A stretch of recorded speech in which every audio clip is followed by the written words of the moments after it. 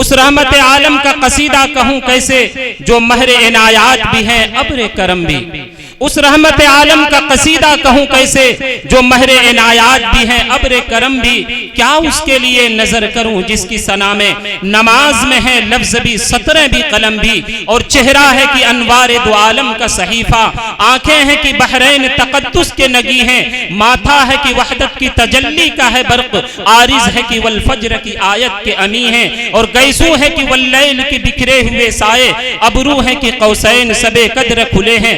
حضرات گرامی, سرزمین طیبہ کی منظر کشی کر رہے تھے, لیکن میرے محترم بزرگوں اور دوستو, سرزمین طیبہ کی منظر کشی شاید ہی ممکن ہو, لیکن حضرت مفتی محمد شفیع رحمت اللہ علیہ کے ساز دل سے رس گھولتی ہوئی اس آواز کو سنیے کہ پھر پیش نظر گنبد خضرا ہے حرم ہے, پھر پیش نظر گنبد خضرا ہے حرم ہے, پھر نام خدا روضہ جنت میں قدم ہے.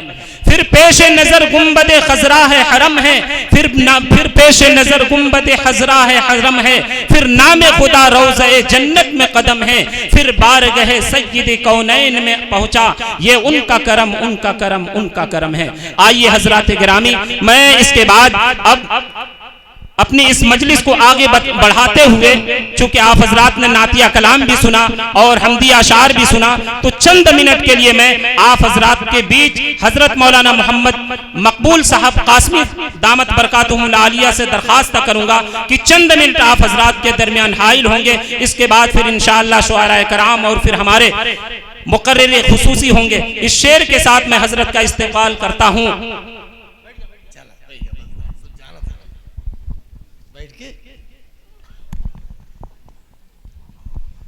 بسم اللہ الرحمن الرحیم. الحمدللہ وکفا وسلام علی عبادہ الذین اصطفى اما بعد. فاعوذ باللہ من الشیطان الرجیم. بسم اللہ الرحمن الرحیم. ویہدی الیہ من اناب. وقال تعالی ما تعبدون من بعدی. صدق اللہ العلی العظیم.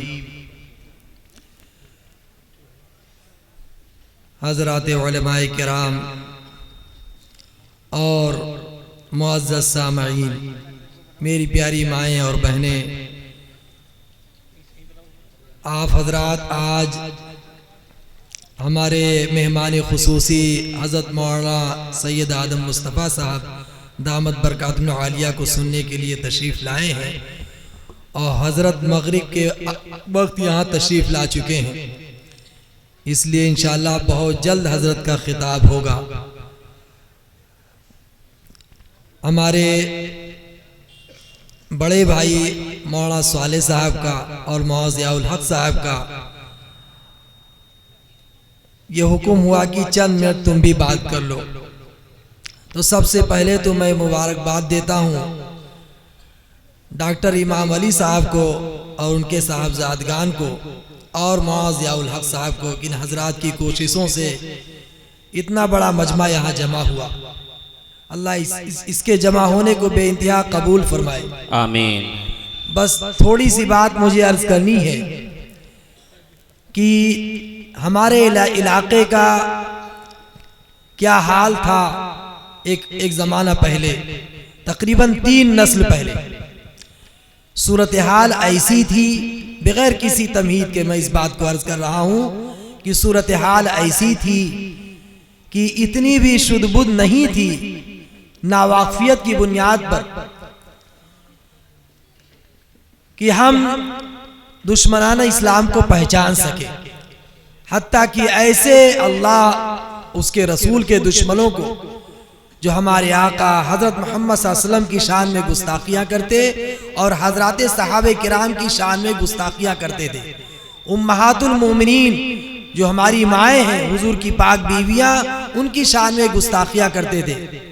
یہ رافضی اور شیعہ حضرات ہمیں پتہ نہیں تھا, اور اس ناواقفیت کی بنیاد پر ان کے ہاں شادی بیاہ ہوا کرتی تھی. میری ملاقات ایسی خواتین سے ہوئی ہے جو اہل سنت والجماعت کی بیٹیاں تھیں, ان کے رشتے وہاں ہو گئے تھے, ان کے رشتے ہو گئے تھے. یہ صورتحال تھی اس علاقے کی چند نسلوں پہلے. اللہ نے اپنے فضل سے اپنے کرم سے اس علاقے میں ایک اللہ کے ولی کو بھیجا، اللہ کے ایک ولی کو، حضرت مولانا نصیر احمد صاحب، حضرت مولانا امین صاحب نصیر آبادی رحمۃ اللہ علیہ، ان کی آمد کی برکت سے ہمارے پرکھوں نے، ہمارے بزرگوں نے حق کو جانا، حق کو پہچانا، پھر وہ سارا سلسلہ ختم ہو گیا۔ اب آپ کسی سنی سے کہیے کہ تم اپنی بیٹی کسی شیعہ کو دے دو، کسی رافضی کو دے دو، وہ ایسا ہرگز نہیں کر سکتا، ایسا ہرگز، یا اس کی بیٹی اپنے بچے کے نکاح میں لے آؤ، ایسا بھی وہ کرنے کے لیے تیار نہیں ہوگا۔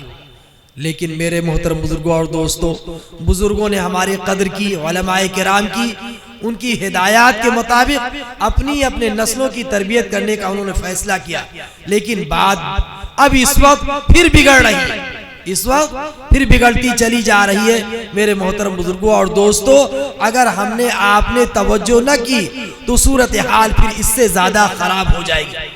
اس وقت تو یہ تھا کہ وہ کہنے کو اپنے آپ کو کلمہ کو کہتے، اسلام کا کلمہ پڑھا کرتے تھے، ان کی یہاں بیٹیاں جاتی تھی یا آتی تھی، لیکن اب تو صورتحال اتنی خراب ہو رہی ہے کہ بچوں کی تربیت نہ کرنے کی وجہ سے اور ان کی صحیح دینی تربیت کی دیکھ ریکھ ہمارے آپ کے نہ کرنے کی وجہ سے صورتحال اتنی بگڑتی جا رہی ہے کہ اب وہ غیروں کے ساتھ بھی جانے کا سلسلہ شروع ہو رہا ہے۔ اور ایسے ہی جو دوسری نحوستیں ہمارے آپ کے سماج میں پیدا ہوئی، بچپن میں ایسی نحوست نہیں تھی، پورے گاؤں میں ایک دو آدمی شراب کا عادی ہوا کرتا تھا یا اسی طریقے سے گندے فعل میں مبتلا ہوتا تھا، لیکن اب یہ وبا عام ہوتی چلی جا رہی، عام ہوتی۔ اس لیے میرے محترم بزرگوں اور دوستوں، میری صرف گزارش یہی ہے کہ اس وقت جیسے اپنی قبر کی فکر کرنی ہے، ایسے ہمیں آپ کو اپنی آنے والی نسل کی بھی فکر کرنی ہے، تاکہ ان کا عقیدہ بھی محفوظ ہو جائے اور اللہ اس رسول کی عظمت ان کے سینوں میں محفوظ ہو جائے۔ جیسے ہمارے بزرگوں نے حضرت مولانا سید امین صاحب نصیر آبادی رحمۃ اللہ علیہ کی صحبت میں رہ کر کے، ان کی آمد کی برکت سے اپنے عقیدے درست کیے، اپنے ایمان، اعمال، اخلاق کو درست کیا تھا۔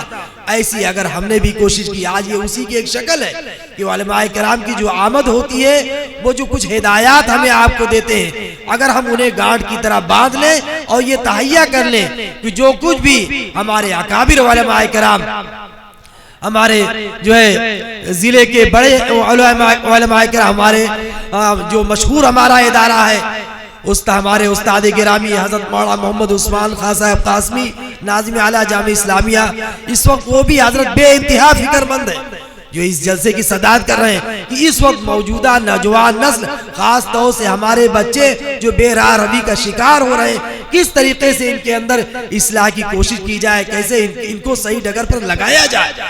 روزانہ حضرت کی یہ فکر رہتی ہے، اس کے لیے چاہتے ہیں کہ بار بار دورہ کیا جائے، ملاقاتیں کی جائے، لوگوں کو فکر مند کیا جائے۔ اس لیے میرے محترم بزرگوں اور دوستوں، میری گزارش ہے کہ اس سلسلے میں بہت ہی چاک چوبند ہو جایا جائے اور اپنے گھر کے ایک ایک بچے کی پوری نگرانی کی جائے۔ اگر ہم نے آپ نے نگرانی نہ کی تو پھر یہ موبائل ہمارے بچوں کو کہاں لے جائے گا، ہمیں آپ کو کچھ پتا نہیں، کہ ہم یہیں گھر پہ بیٹھے ہوں گے اور ہمارے بچے کس بدعقیدہ شخص کی بدعقیدگی کا شکار ہو جائیں گے، ہمیں آپ کو پتا نہیں چلے گا۔